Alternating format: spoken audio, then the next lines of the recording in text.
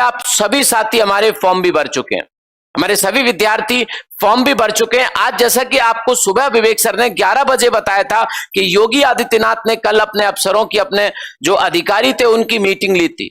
हमने इस बारे में और जानकारी की कि भाई मीटिंग ली थी तो मीटिंग में क्या हुआ। तो उन्होंने सारे अफसरों से कहा कि जो भर्ती चल रही है, अब चल कौन कौन सी रही है अभी, तो चल रही है अभी लेखपाल की भर्ती, मेजर जो भर्ती है, बड़ी जो भर्ती है यूपी SSSC की, उसमें लेखपाल की भर्ती है। और लेखपाल के साथ साथ कांस्टेबल की हालत क्या है, या कांस्टेबल कहां पर पहुंचा हुआ है।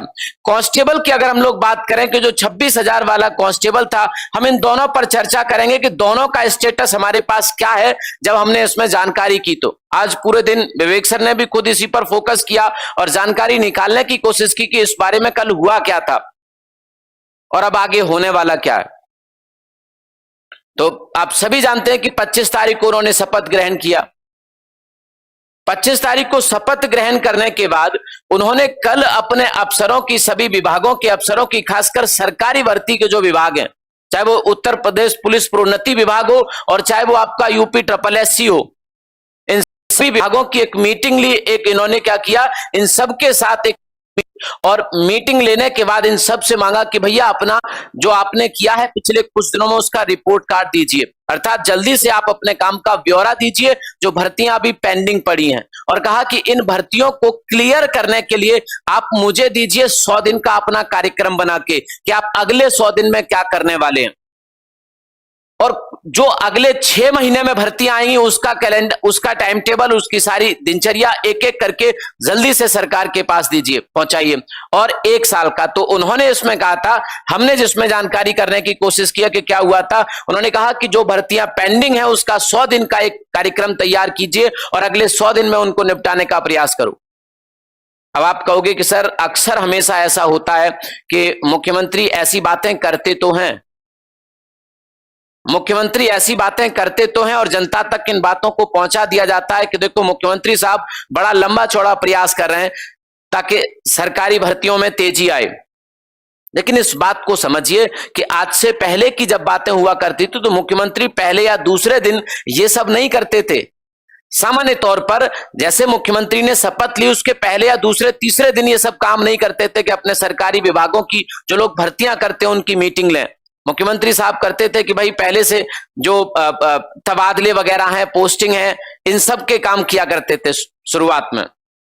अगर किसी को चेंज करना है तो चेंज किया और उसके बाद अनेकों अन्य काम होते थे। भाई अभी तक तो मंत्रालय भी नहीं बांटे उन्होंने, अभी तक तो मंत्रियों को मंत्रालय तक नहीं सौंपे, लेकिन उससे पहले वो विद्यार्थियों की चिंता कर रहे हैं। तो हमें इसमें पॉजिटिव ढूंढना चाहिए। तो इस मीटिंग में उन्होंने अपने अधिकारियों से कहा कि जो भर्तियां अभी चल रही हैं उन भर्तियों पर सीधे काम किया जाए और अगले 100 दिन में इन भर्तियों को निपटा लिया जाए। अब लेखपाल की क्या स्थिति थी इसमें, लेखपाल की स्थिति यह है कि लेखपाल में अब सिर्फ और सिर्फ देखो मेंस का भी फॉर्म आ चुका है। मेंस का फॉर्म आने के बाद अब आपकी तारीख अर्थात एग्जाम की डेट अनाउंस होना बाकी है।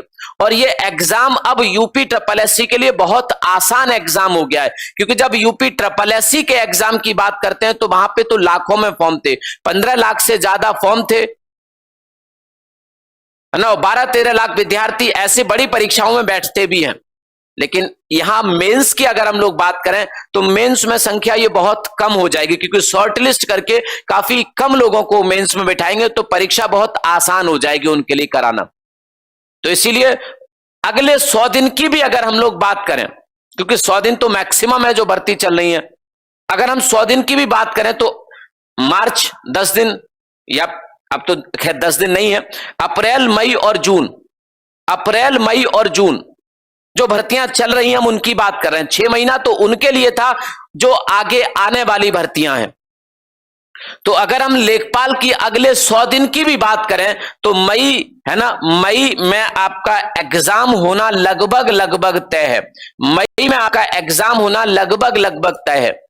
उससे पहले आपका जो स्वास्थ्य विभाग की एएनएम थी उनका पहले एग्जाम होगा।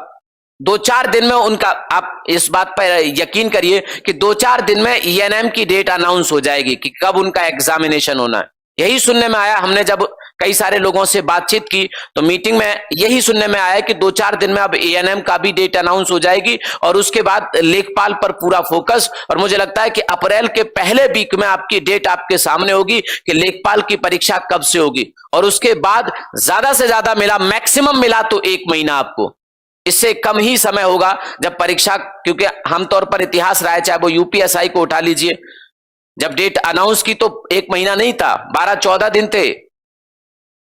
29 अक्टूबर को 30 अक्टूबर को डेट अनाउंस की थी और 12 नवंबर से पेपर था। अगर आपको ज्यादा से ज्यादा भी मिला तो 1 महीना। आ रही बात समझ में? तो आपका मई के शुरुआत में, लेकिन आप कहोगे नहीं सर आप तो 100 दिन की बात कर रहे हैं, तो अगर इस 100 दिन को भी अगर हम लोग फॉलो कर लेंगे तो मई के लास्ट में आपकी परीक्षा। तो आपके पास आप मान के चलिए 30 से 40 दिन है, केवल अप्रैल का महीना आपके पास है लेखपाल की परीक्षा के लिए। और आपको लगता है कि लेखपाल की परीक्षा नहीं आज ही हो जानी चाहिए। एक बात याद रखिए, अगर आज आप टेस्ट दें लेखपाल का और इसके 5 दिन बाद टेस्ट दें, कितने दिन बाद? 5 दिन बाद टेस्ट दें। आज मान लो कि आपके लेखपाल में नंबर आए 70 और 5 दिन बाद अगर 72 आए तो आप कभी मत सोचिए कि आज ही परीक्षा होनी चाहिए, क्योंकि आपके नंबर बढ़ रहे हैं। इसका मतलब आपकी तैयारी पूरी नहीं है। जब आपके किसी टेस्ट में नंबर बढ़ने बंद हो जाएं, 70 के 70 ही रह जाएं, तो आप सोचिए कि अब परीक्षा हो जाए तो बेहतर है, क्योंकि आपकी जितनी तैयारी होनी थी उतनी हो चुकी है। और मुझे नहीं लगता कि आपने सब कुछ तैयार कर लिया। अगर मैं 10 सवाल आपसे ग्रामीण परिवेश के पूछूंगा तो हो सकता है कि आप 7 के जवाब दे पाए या 8 के जवाब दे पाए या 9 के जवाब दे दें। हो सकता है 10 के भी दे दें, लेकिन ये हर बार नहीं हो सकता 10 के 10 सही करना। तो आप लोग अभी मेहनत करिए, स्पेशली फोकस करिए आप हिंदी पर। हिंदी के सारे सवाल आपको सही करने हैं। स्पेशली फोकस करिए आप ग्रामीण परिवेश पर, सारे सवाल आपको सही करने हैं। स्पेशली फोकस करिए आप सभी साथी हमारे सामान्य ज्ञान पर। सामान्य ज्ञान में आप ट्रेडिशनल इतिहास या ट्रेडिशनल पॉलिटी या ट्रेडिशनल अर्थशास्त्र में बिल्कुल मत जाइए भाई, मैं सच बता रहा हूं यही। आप करंट अफेयर को स्टैटिक से जोड़िए।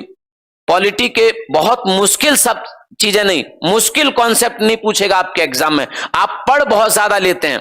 हम लोगों ने भी, मैंने भी, अगर मैं बात करूं तो मैं जब पीईटी में पढ़ा रहा था तो पॉलिटी को आपको बहुत विस्तार से पढ़ा दिया था यूट्यूब पर।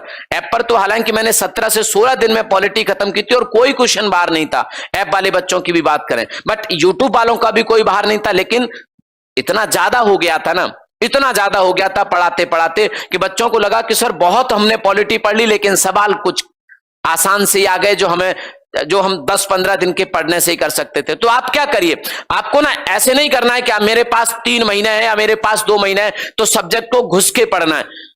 सब्जेक्ट को ठीक से पढ़ना है, जो उसकी मेन चीजें हैं उनको पढ़ना है और उनको बार बार पढ़ना है। सबसे प्राइमरी चीज है कि अपने विषय को बार बार पढ़ना है।